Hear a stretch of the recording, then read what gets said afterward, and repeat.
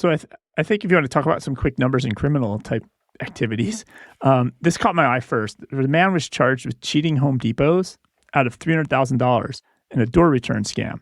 And essentially all he's doing is he's taking a cart, going to the back, putting doors in the cart, bringing it up to the returns counter and getting money.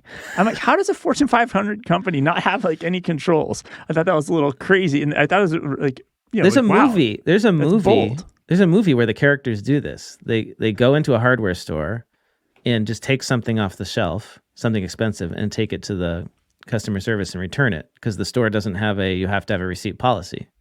Yeah, I guess Home Depot apparently doesn't. Yeah. But like how to get it up to $300,000? Like that's a lot of inventory check. How much is a door? Like a couple grand, right? Depends on which doors, but at a minimum, $100 a piece, easily $150. So, I mean, he must have been doing the expensive doors, is what I'm guessing, right? Like the really expensive ones. So what? He had to do this like 1,000 times to get caught. Yeah, exactly. And then, but then I was like, oh, that's nothing because did you see the article about the New Jersey tax preparer?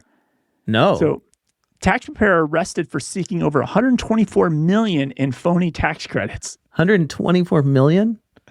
Yeah. So the Department of Justice announced the arrest of Leon Haynes of Teaneck, New Jersey. According to court documents, beginning around November 2020, he prepared and filed 941s claiming pandemic-related clients. It's ERTC type fraud. Yeah. More than a half dozen of the clients have confirmed to the government that he just wrote the numbers and wages down. They didn't even look at it, basically. Wow. They didn't provide any of the information to him. So in the end, he filed 1,300 false claims, totaling $124 million. His own company, he got a check for $1 million for his own company, which was fraud, and then about $31 million was actually sent out to his clients. So okay, so this is like over the top ridiculous example, but we know that ERTC fraud and pandemic relief fraud is like prevalent, right? There's a lot of it.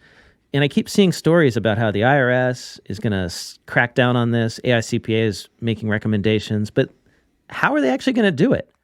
The whole program relies on self-certification. So all you have to do is fill out these forms and say that you had this situation, right? And they can't possibly audit all of these. So yeah, a guy is going to get caught for $124 million, but what about the guy who just did $2.4 million?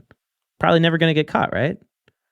I mean, I don't see how they plug the gap in this. It's just going to be a massive going down the ladder. Yeah, massive hole of money that's just going to keep, money's going to keep going into this fraud hole.